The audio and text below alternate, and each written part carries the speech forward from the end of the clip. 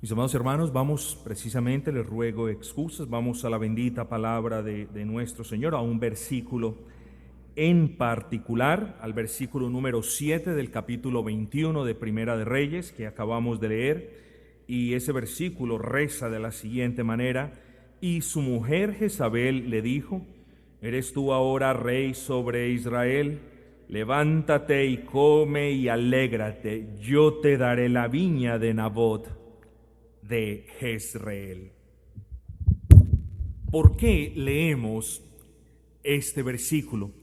¿Qué tiene que ver este versículo con el estudio de las esferas de interacción del cristiano que estamos adelantando? ¿Qué tiene que ver, estimados hermanos? No requeriría mucho esfuerzo de mi parte el pedirles que notaran el papel de Jezabel en este relato bíblico. Es un papel de usurpadora, es un papel en el que la mujer, la perversa Jezabel, es la que manda al varón y es la que cual titiritero hace o influencia al varón, quien, además de ser el rey, era su esposo. Y es que cuando nosotros llegamos o venimos o consideramos este pasaje, podemos ver en este pasaje, mis hermanos, el ejemplo diáfano de lo que no puede ser un matrimonio cristiano. Un ejemplo que desafortunadamente no se quedó confinado a las paredes del Antiguo Testamento, sino que debido al pecado trascendió a través y a lo largo del Nuevo Testamento e impregna las sociedades en las que nuestros hogares viven el día de hoy. Y mis hermanos, con ese pequeño trasfondo y advirtiéndoles que hay mucho que debemos considerar en esta noche, continuemos pues con nuestra serie, esta serie que ha sido de bendición para muchos y que hemos titulado Las esferas de interacción del creyente. Hoy tenemos nuestro mensaje, el estudio número 22, y lleva como título, segundamente, el propósito. Recuerdan que estamos viendo los propósitos por los cuales Dios estableció el matrimonio. Habiendo ya examinado el primer propósito, que es el reflejar la unidad de propósito de las personas del Dios Trino, ahora venimos al segundo propósito. Ya vamos a darle el título de manera particular, les ruego un poquito de paciencia. Creo que es pertinente hacer un brevísimo recorderis, estimados hermanos. Pues hasta este punto del estudio hemos dicho varias cosas, entre las cuales me gustaría recordarles de manera puntual solo algunas. Lo primero que quiero recordarles en esta noche, mis amados hermanos, es que cuando hablamos de cristianismo, cuando hablamos, claro está, de un verdadero cristianismo, tenemos por necesidad que pensar que existe una cosmovisión bíblica. Lo que quiero decirle, quizás en palabras menos elaboradas, es que el verdadero cristianismo tiene como prerequisito una cosmovisión bíblica.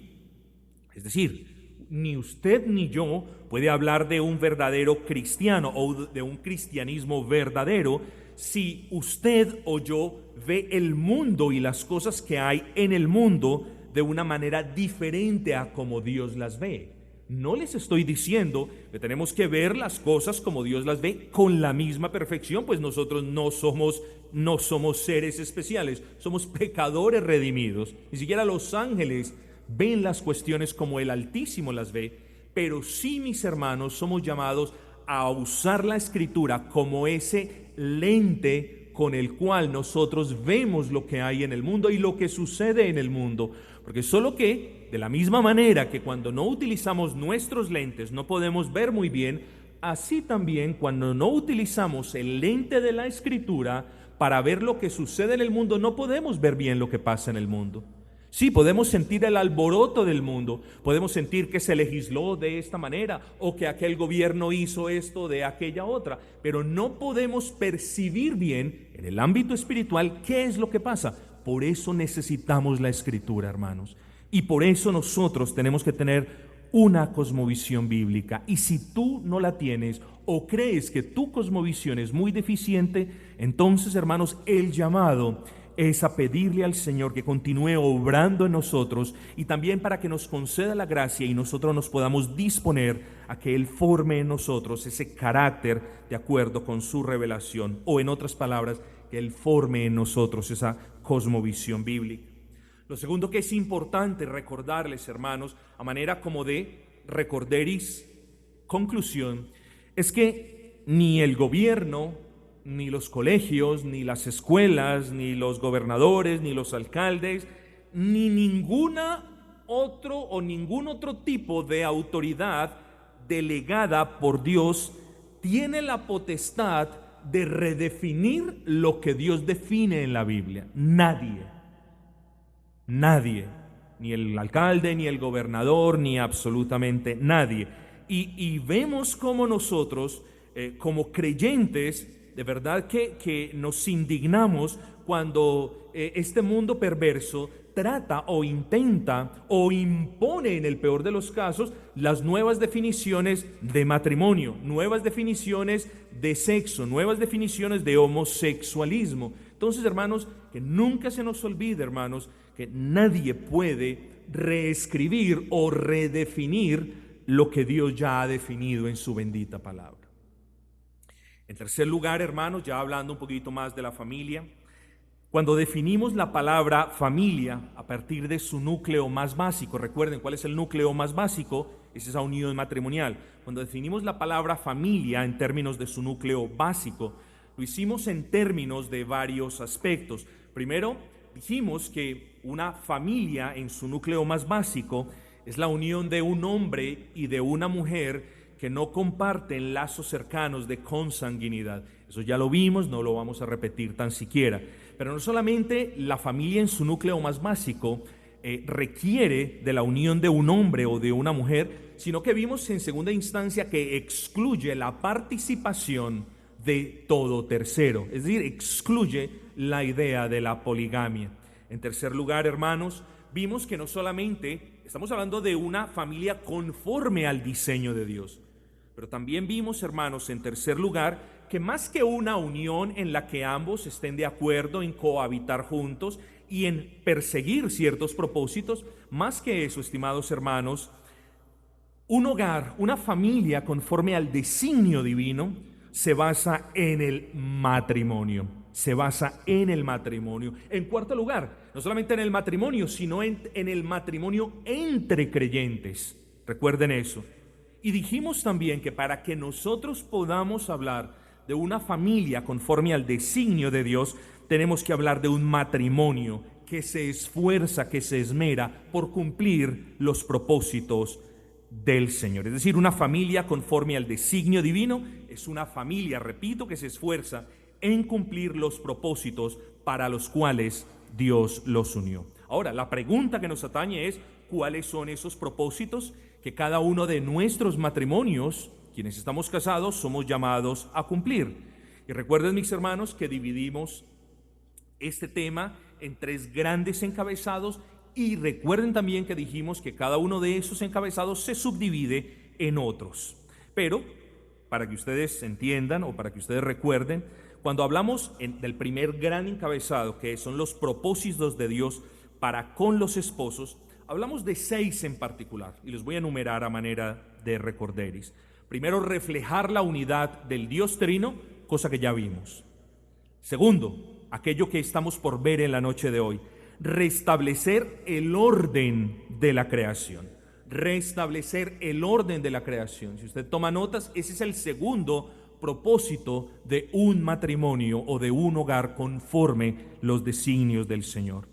Vamos a hablar también, en tercer lugar, más adelante, de la procreación, del respeto y cumplimiento de la ley de Dios, del deber, de la obligación, más bien yo diría, que tienen ellos de impedir la entrada del mundo y por ende de luchar en contra del mundo. Y sexto, la obligación, el deber que tienen el uno y el otro de cuidarse mutuamente.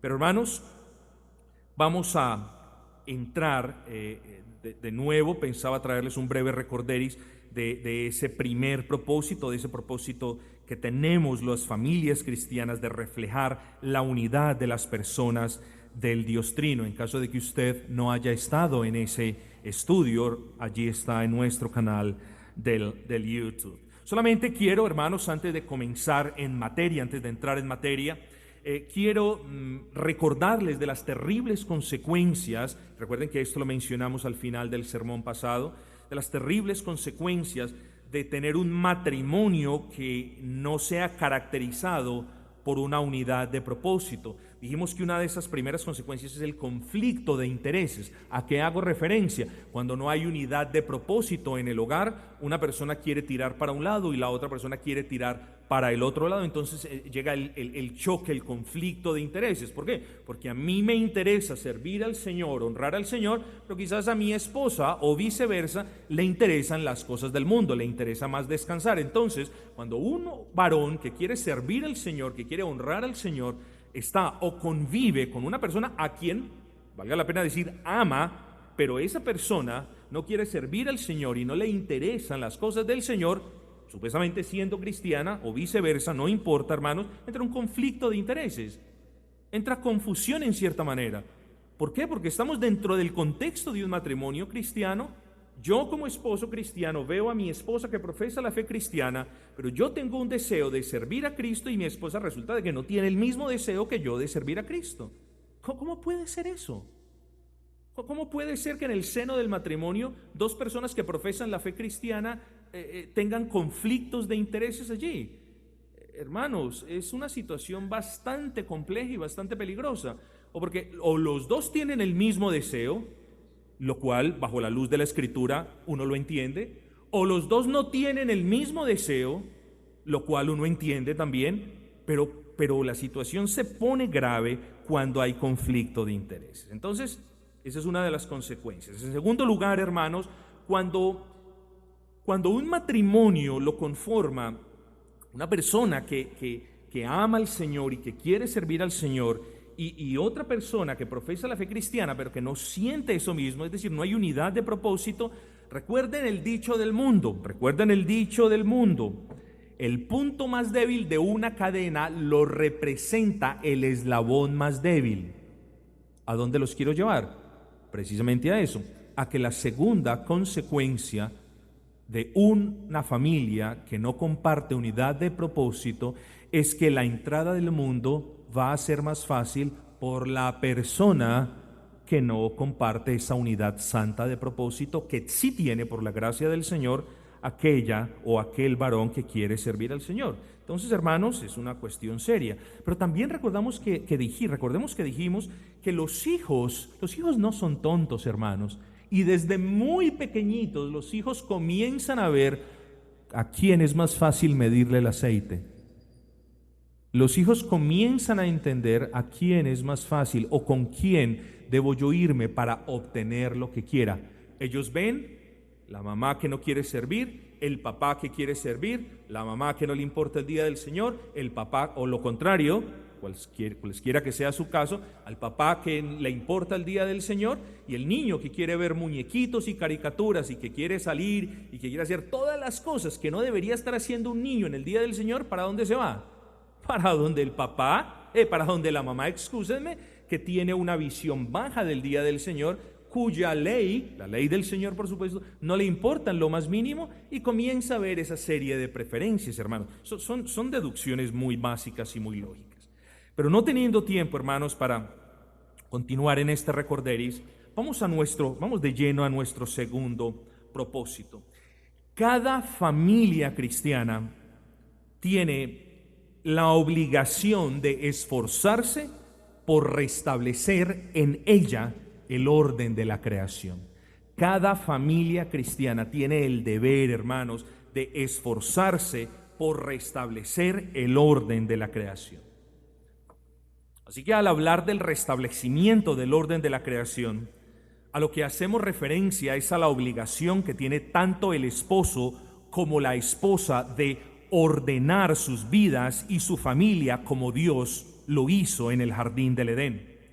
En otras palabras, el restablecimiento del orden de la creación tiene que ver con que el hombre adopte una masculinidad bíblica y ejerza la autoridad que Dios le delegó, y que la mujer adopte una feminidad bíblica y ejerza la sujeción a la que Dios la llamó.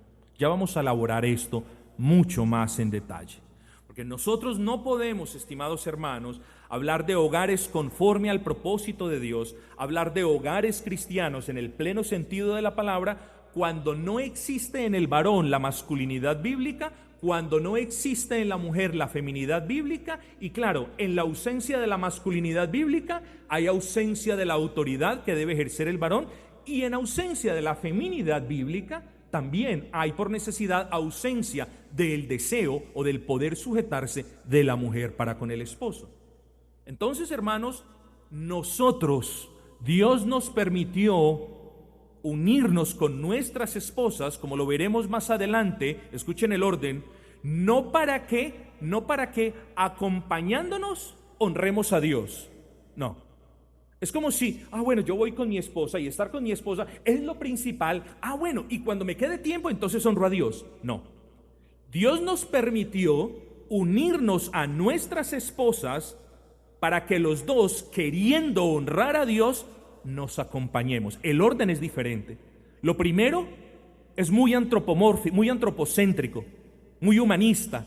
Yo pongo a mi esposa y pongo mi hogar por encima de todo, y entonces luego, cuando me quede tiempo, si es que honro a Dios. No, sepan ustedes, mis amados hermanos, que antes de podernos gozar de la dulce compañía de nuestras esposas, debe primar un deseo, y es el de honrar a Dios, hermanos. Así que nosotros debemos ser conscientes que para regular, para sujetar nuestras esferas familiares al señorío de Cristo, como dice la Escritura, tenemos que primero examinar esa cuestión de la masculinidad bíblica, y en consecuencia de la autoridad, y en paralelo esa cuestión de la feminidad bíblica, y en consecuencia del llamado a sujetarse que Dios les hace a las mujeres. Pero hermanos, antes de hablar de estas cosas, tenemos que hablar por necesidad de lo mismo de siempre. Tenemos que hablar del pecado. Lo que sucede, hermanos, es que hablamos mucho de pecado, vemos las consecuencias del pecado, nos lamentamos por el daño que el pecado ha ocasionado, pero en ocasiones sucede algo que, más que interesante, es decepcionante. Pocos se interesan los esposos en meditar, y pregúntese usted si ese es el caso. Pocos se interesan los esposos en meditar hasta qué punto el pecado ha afectado sus vidas como esposos y padres. Poco dialogan los esposos al respecto de cuánto ellos se están acostumbrando a vivir en una familia donde reina algún tipo de desobediencia a la ley del Señor. Y el problema, mis amados hermanos, es que nos sentimos cálidos, nos sentimos bien, nos hemos acostumbrado a ver el pecado en nuestros hogares, nos hemos acostumbrado a convivir con las consecuencias del pecado en nuestros hogares, y ahora lo vemos simplemente como un miembro más de la familia. Y el pecado no se puede convertir en un miembro más de la familia. Y con el pecado no podemos aprender a convivir, ni usted, ni yo, ni en el seno de su hogar, ni en el seno del mío. Con el pecado luchamos, contra el pecado batallamos, al pecado o a ese remanente de pecado mortificamos, pero no puede suceder, si es que nosotros queremos levantar hogares conforme al designio divino, con el pecado no puede suceder simplemente que nosotros ya nos acostumbremos a lidiar con el pecado de una manera como innata, como si fuera natural. No podemos hacer eso, mis hermanos. Y sé que lo que les diré a continuación es verdad, y difícilmente, mis amados, algunos de ustedes lo podrán negar, porque creo que no son pocas las familias cristianas que han aprendido, como lo decíamos hace un instante, a convivir con las consecuencias del pecado en el seno de sus hogares. Tanto así, mis hermanos, que muchas familias no solamente han aprendido a aceptar el daño que ha causado el pecado, sino que peor aún, han aprendido a acostumbrarse a vivir con ese daño. Piense usted, hermanos, en un carro nuevo que una persona compra y luego ese carro sufre un hundido en su lámina y, de paso, un rayón en su pintura. Y sucede, mis hermanos, que por ciertas circunstancias, hermanos, el dueño está tan ocupado en sus asuntos, que siempre dice, yo voy a tratar con el hueco en la lámina o con el rayón en la pintura mañana, pero mañana está más ocupado que el día de ayer. Y así somos nosotros. Siempre decimos, voy a servirle al Señor en el año nuevo. Siempre tenemos las mejores disposiciones de servirle al Señor en el año nuevo. Y viene el año nuevo y bastan 2 meses y se nos quita todo lo de lo demás, todo deseo. Y lo mismo sucede en este caso. El dueño del carro comienza a ver su carro roto y con un rayón. Y lo que hoy le escandalizó, pero a lo que él se ha negado a reparar a lo largo del tiempo, ya mañana lo ve como parte del carro. Se acostumbra a ver el hueco, se acostumbra a ver el hundido en su lámina, y los ojos del dueño se acostumbran ya a que ese hueco y ese rayón hacen parte del carro. Y así se queda el carro. Y así también se quedan sus hogares.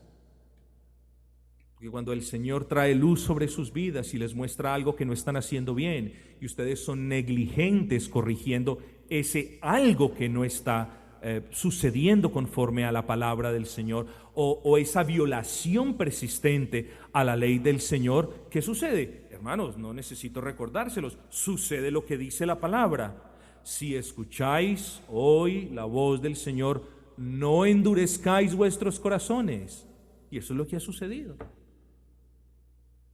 No tenemos hogares conforme al designio divino, porque cuando el pecado ha entrado en tu hogar, o cuando la desobediencia de alguna manera ha reinado en el seno de tu hogar, tú no la has corregido. Y peor aún, en vez de corregirla, has aprendido a convivir con ella. Y peor aún, en vez de corregirla, la has santificado y la has hecho parte de la interacción tuya con tus hijos o tuya con tu esposa. Y esa es la razón por la que no tenemos hogares conformes al diseño divino, mis hermanos. Y ese es el punto del ejemplo, hermanos. Quiero llamarlos a la reflexión. Y quiero suplicarles, hermanos, pedirles que reflexionen si en su casa el pecado ha arruinado o está arruinado el orden establecido por el Señor desde la creación. Ustedes no solamente deben meditar, no solamente deben ver, sino que deben ser conscientes en autoexaminación a la luz de la palabra y en oración, si es que el orden establecido por Dios se ha arruinado en su caso y en su casa. Yo los llamo a reflexionar, hermanos, si en su casa los roles no están bien definidos, o si el varón se ha acostumbrado a que la mujer sea la que domine, o si hay carencia de feminidad en las esposas, o si el esposo es el que cuida a los niños y la esposa es la que sale a trabajar. Sea cual sea la falta, el llamado hoy es reflexione, mi hermano y mi hermana, si el hogar del que usted hace parte está o no está cumpliendo este propósito de restablecer el orden de la creación. Hágase la pregunta si su hogar refleja el propósito de Dios al permitirle o al darle a Adán esa ayuda idónea llamada Eva. El Señor allí estableció un patrón y un modelo para todos los hogares. Hágase la pregunta si su esposa se sujeta cual costilla a usted. O hágase la pregunta si usted es aquel varón que es llamado a cuidar de su esposa. Debemos cuestionarnos, hermanos. Debemos cuestionarnos, porque si el deseo entonces es levantar hogares conformes al designio de Dios, para la gloria de Dios, debemos cuestionar, hermanos, si es que nos hace falta masculinidad bíblica o si es que nuestras esposas carecen de feminidad bíblica. Debemos preguntarnos qué es lo que pasa. Debemos preguntarnos si es que yo no estoy ejerciendo el liderazgo que yo me atribuí. No, hermanos, lo vamos a ver claramente, ya no sé si hoy, pero ciertamente la otra semana, lo vamos a ver claramente, que el liderazgo que Dios le encomendó al varón, precisamente es eso, es una encomienda divina, no es una atribución humana. El hombre no se está atribuyendo a sí mismo la potestad de enseñorearse de la esposa. Lo vamos a ver, después del pecado, Dios le ordena al hombre enseñorearse de la esposa. Ya vamos a ver cuál es la connotación de la palabra enseñorearse. Y el hombre debe hacerlo, y la mujer debe sujetarse a eso, y ya vamos a esgrimir las razones.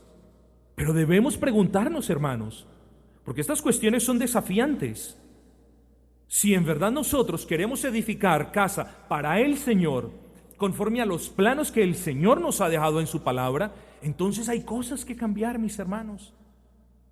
Y hay cosas por las que debemos pedirle al Señor, pero debemos precisamente reflexionar, hermanos. Debemos reflexionar, hermanos, porque nos debemos esforzar por regresar a ese modelo de orden establecido por el Señor, no por el hombre, por el Señor. Que el hombre lo haya abusado, lo reconocemos y es una desgracia, pero el abuso del hombre para con la autoridad delegada por Dios ahora no se puede convertir en la creencia de que ya todos estamos en igualdad de condiciones. Sí somos iguales como creación de Dios. Sí, ambos, hombre y mujer, fuimos hechos a la imagen del Dios vivo. Somos iguales en ese sentido, mas no somos iguales en el sentido de las funciones y de los roles que Dios ha establecido en el hogar. Y creo que puedo testificar, hermanos, de cuánto aborrezco el machismo, tanto como aborrezco el feminismo, porque ambas son desviaciones y aberraciones y distorsiones del modelo estipulado por el Señor. En la Biblia no encontramos ni machismo y menos feminismo, hermanos. En la Biblia lo que encontramos a partir de Génesis es un modelo de autoridad establecido, no por el hombre, sino por Dios. ¿Para qué? Para ser cumplido por parte del hombre y de la mujer. Por tanto, mis hermanos, cuando el hombre se vuelve una Acab y no ejerce su autoridad, y cuando la mujer se vuelve una Jezabel y se quiere convertir en la usurpa o usurpa esa autoridad, ahí es cuando tenemos hogares que no dignifican al Señor. Hogares que no le hacen honra a la palabra cristiano. No podemos hablar de eso, hermanos. Y tenemos que regresar a los fundamentos de la Escritura y examinar qué es masculinidad bíblica, qué es feminidad bíblica, qué es autoridad bíblica y qué es sujeción bíblica, si es que queremos hablar de hogares bíblicos, hermanos.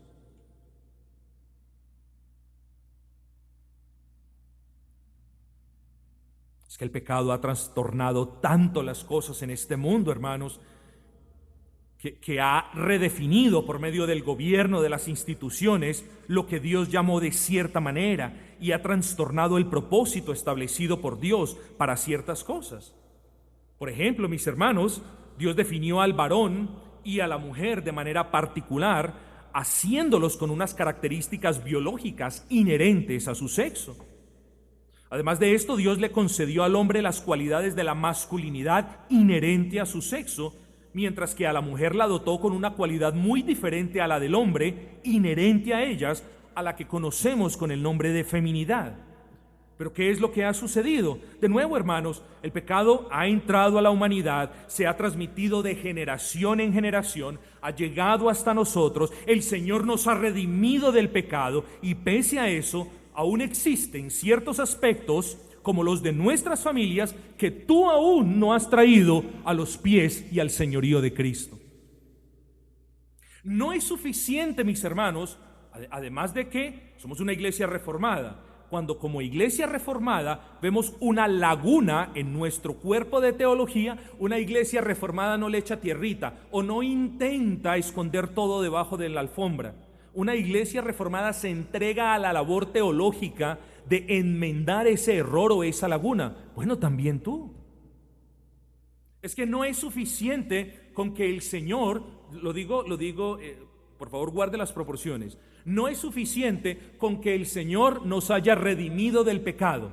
Digo, es suficiente, por supuesto, en cierto aspecto, pero no puede ser suficiente en el sentido de que yo, como redimido, ahora no me preocupe por el pecado que hay a mi alrededor. No podemos aprender a convivir con el pecado, ni en nuestros corazones, ni en el seno de nuestros hogares, ni en el seno de la sociedad donde yacen nuestros hogares. No podemos, hermanos.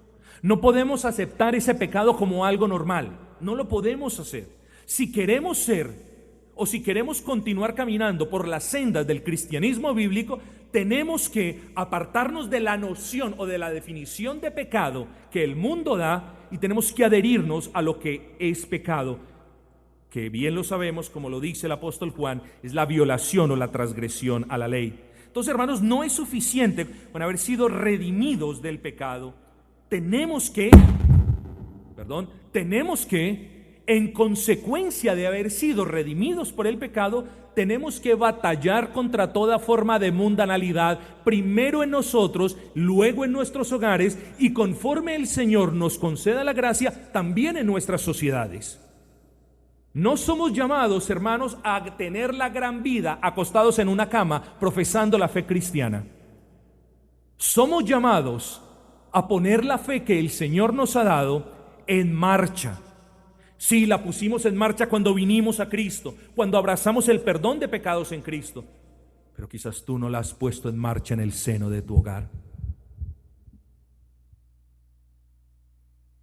Y no solamente nosotros traemos nuestras vidas al señorío de Cristo, sino que como hombres traemos nuestros hogares, esa mujer que Dios nos dio y esos hijos que Dios nos dio también al señorío de Cristo.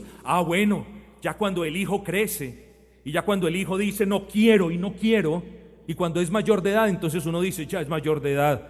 Pero mientras que el hijo, todavía nosotros tengamos potestad sobre el hijo, y mientras el hijo continúe siendo un menor de edad, en nuestras casas, mis hermanos, no reinan nuestros hijos, ni los caprichos de nuestros hijos, ni los berrinches de nuestros hijos, ni los lloros de nuestros hijos cuando no quieren ir al templo. En nuestras casas lideramos nosotros, los hombres, los varones redimidos por la sangre del Cordero, que tenemos la responsabilidad de traer nuestras esposas y nuestros hijos a los pies y al señorío de Cristo.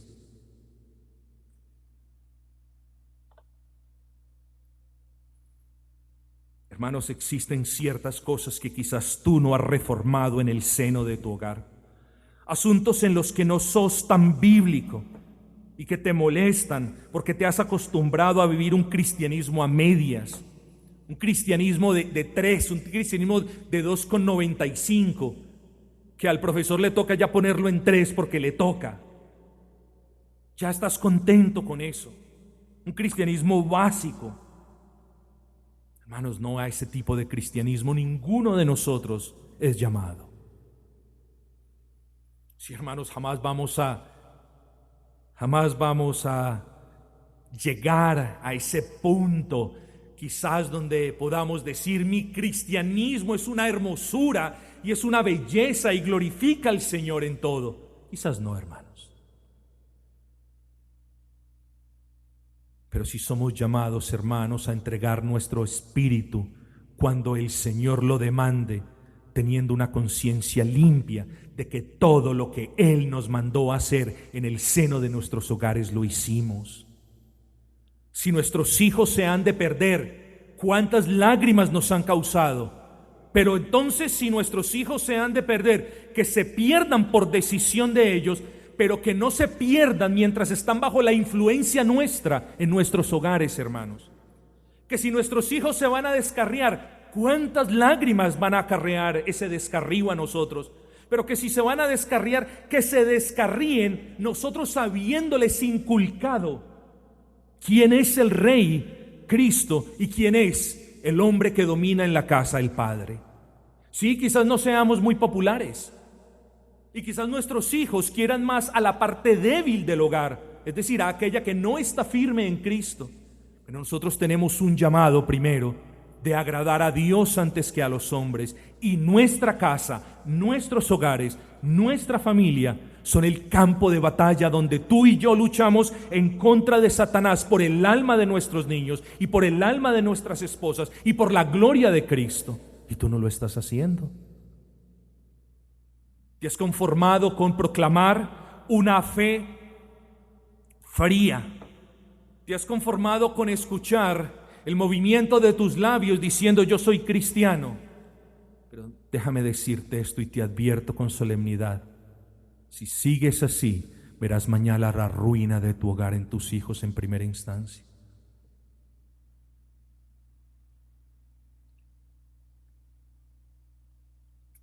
Quizás algunos de ustedes vivan en familias en las que el varón de la casa no representa la figura de un líder protector que preside con ejemplo, de un líder protector que no solamente preside con ejemplo, sino que también corrige a su esposa y también corrige a sus hijos cuando no se sujetan a la palabra.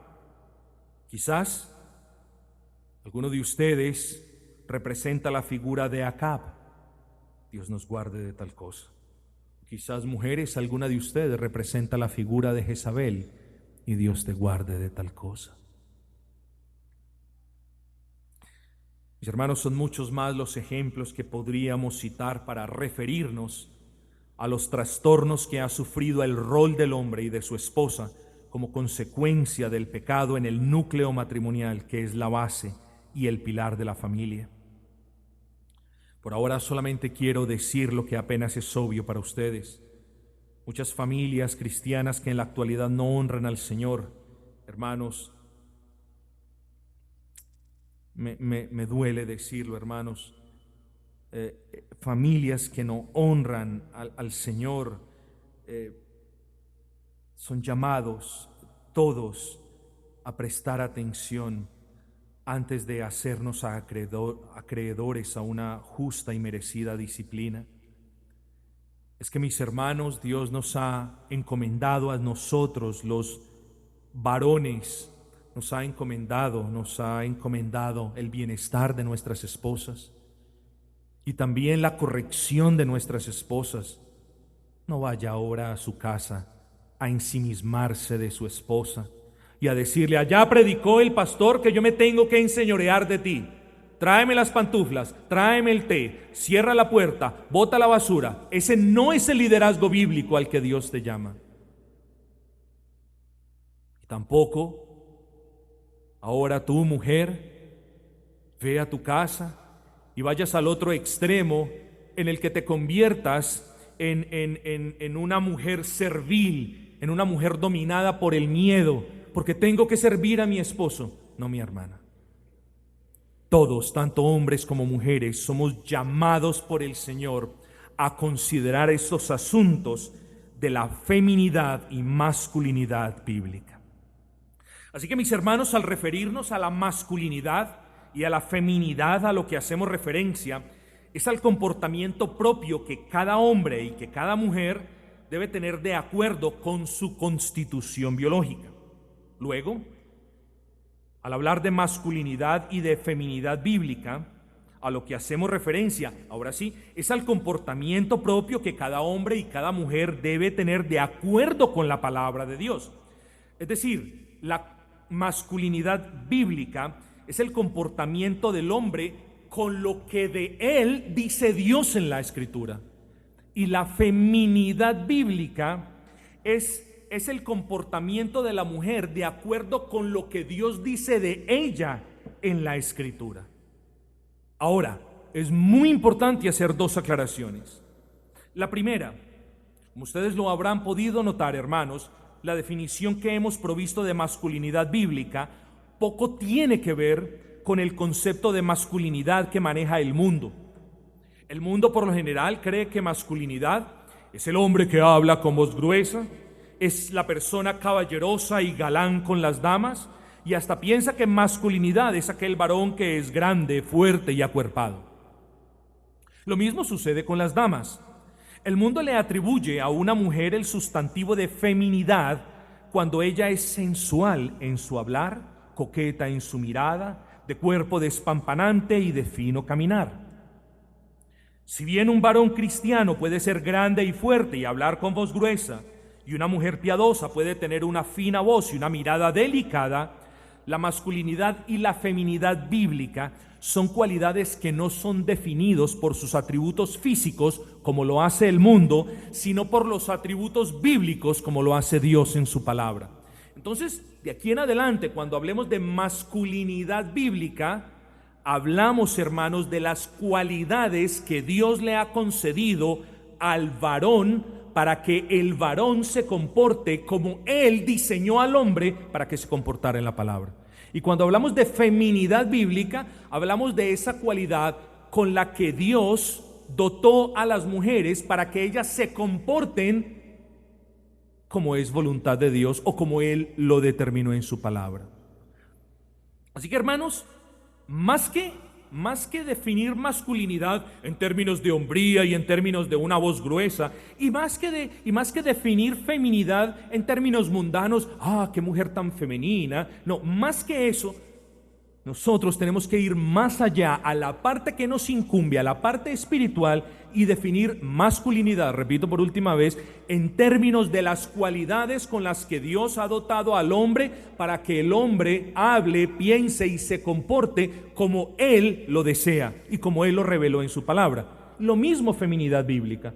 No son, y no podemos caer en la trampa de definir, qué mujer tan femenina, en términos de lo que vemos, sino en términos de las cualidades, y se lo repito una y otra vez para que quede, en términos de las cualidades con las que Dios ha dotado a la mujer para que ella hable, piense y se comporte conforme a lo que Él quiere y a lo que Él ha revelado en su palabra.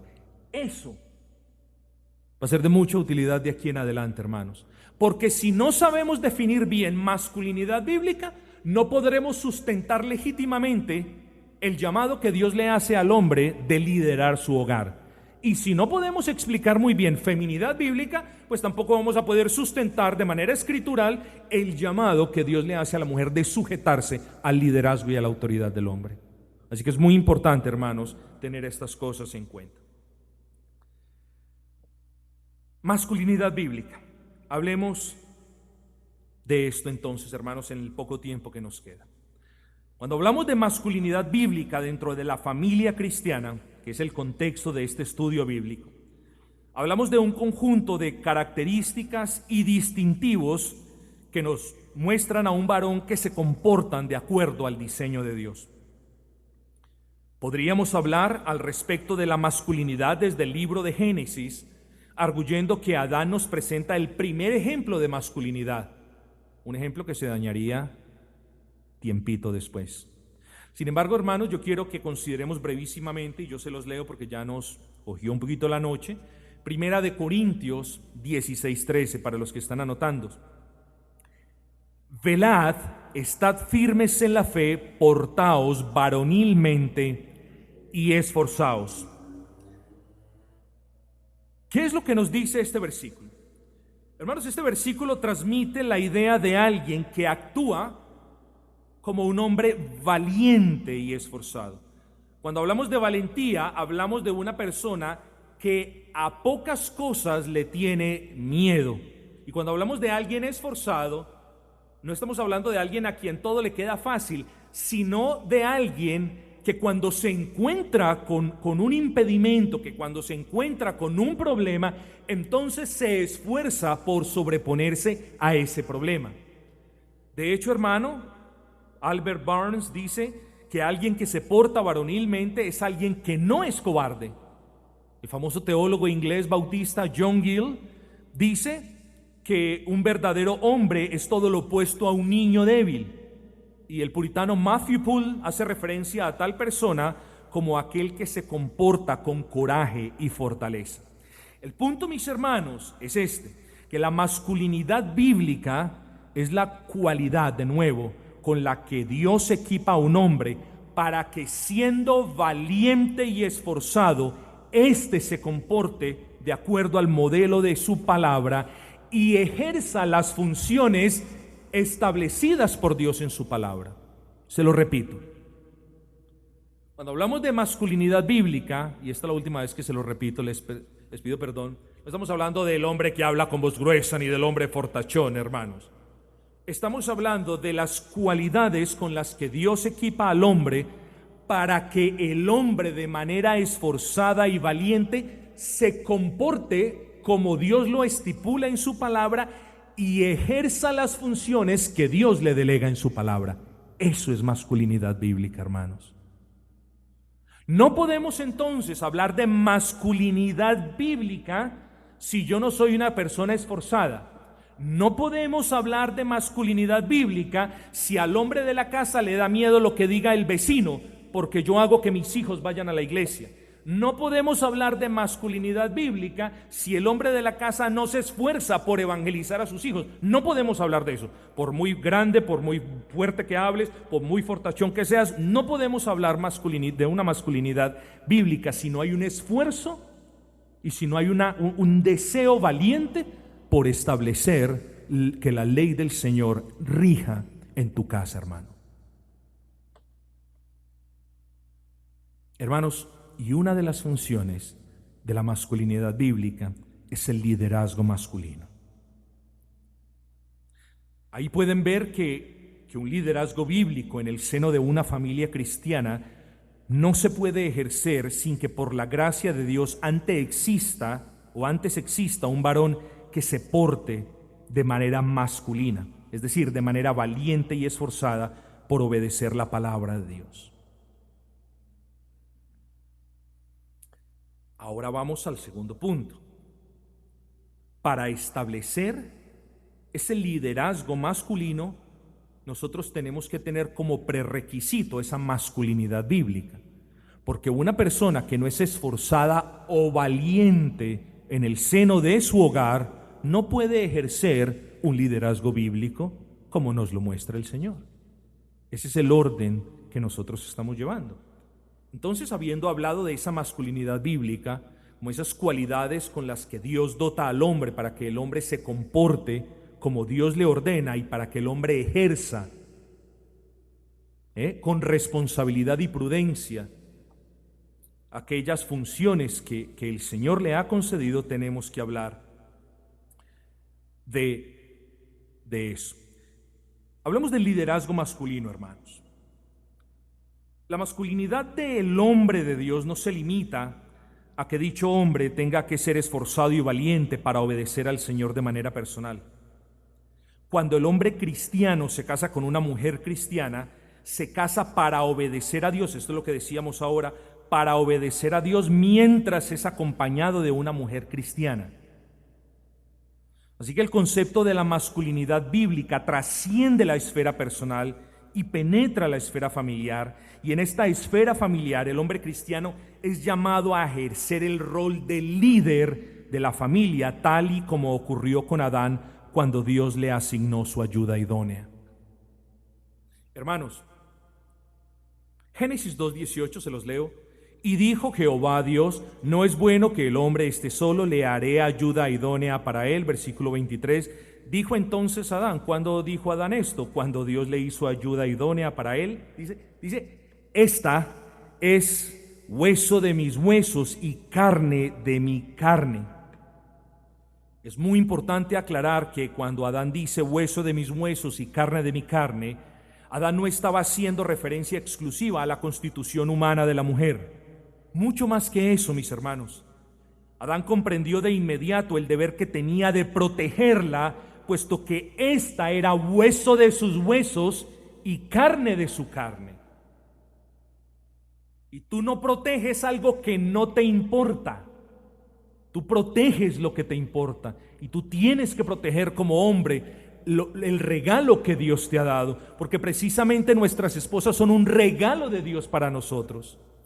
Así que, hermanos, en el contexto de la familia cristiana y particularmente del matrimonio como su núcleo más básico, la masculinidad bíblica se define en términos del ejercicio del liderazgo autoritativo y responsable. Cuidado con esto. No podemos confundir la palabra autoritario con autoritativo. Autoritario es la persona autócrata. Aquí se hace lo que yo digo y se acabó. Nadie tiene ni voz ni voto. Así que aquí se hace esto y la esposa no puede hablar y el hijo no puede hablar y se acabó. Eso se llama a alguien autoritario. Autoritativo es algo inherente o relacionado con la autoridad. Y los varones no son llamados a ser autoritarios, sino a ejercer la autoridad de una manera piadosa y responsable. Así que nuestra masculinidad bíblica se va a ver reflejada en el ejercicio de esa autoridad que nosotros tenemos la obligación de ejercer en el seno del hogar.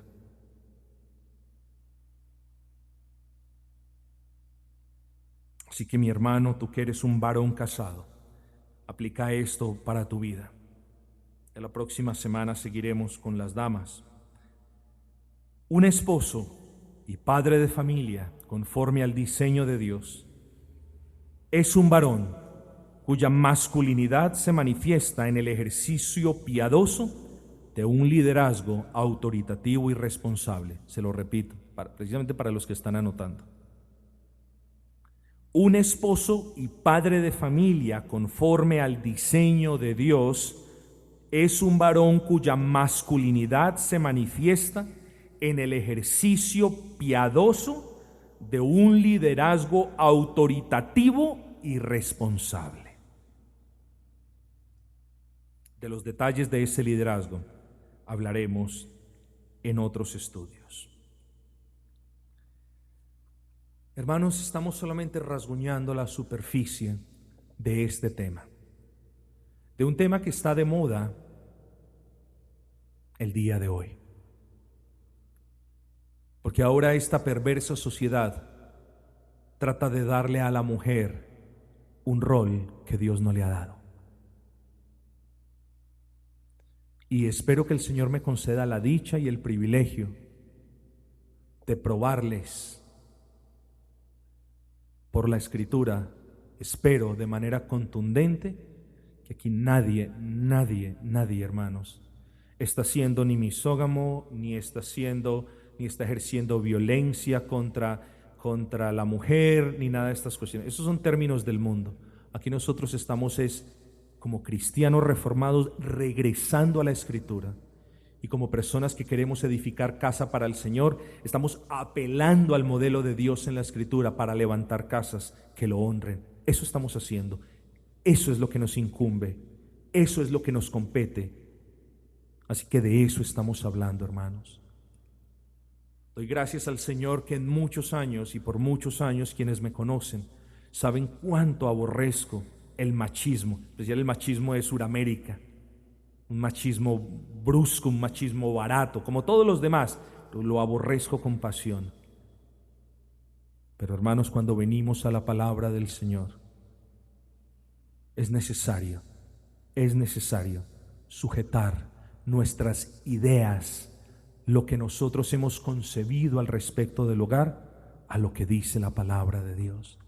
Y si lo que dice la palabra de Dios requiere un cambio en el seno de nuestro hogar, entonces en el seno de nuestro hogar tiene que haber un cambio. Y si la palabra del Señor nos redarguye como varones y nos tilda de negligentes o de carentes de masculinidad bíblica o de Acab, entonces es tiempo de arrepentirnos, hermanos. Y si la palabra del Señor te dice a ti, mujer, que eres una Jezabel, que eres una usurpadora de la autoridad, y si quizás el demonio ha susurrado a tus oídos y te ha dicho, pues bueno, como mi esposo no ejerce la autoridad, entonces yo la ejerzo. Es tiempo de que te arrepientas, pero es tiempo de que hoy reflexionemos y si queremos regresar al modelo bíblico de un hogar conforme a la palabra de Dios, entonces, hermanos, es mucho el camino que tenemos por delante. Son muchas las labores que aún nos quedan por desarrollar, pero si no empezamos hoy, entonces vamos a terminar como la ilustración del hombre con el carro dañado, con la pintura rayada, que se acostumbró a verlo así y que a la final lo vio como parte del carro. No veas el pecado en tu hogar como parte de tu hogar. Quiera el Señor bendecirnos, hermanos.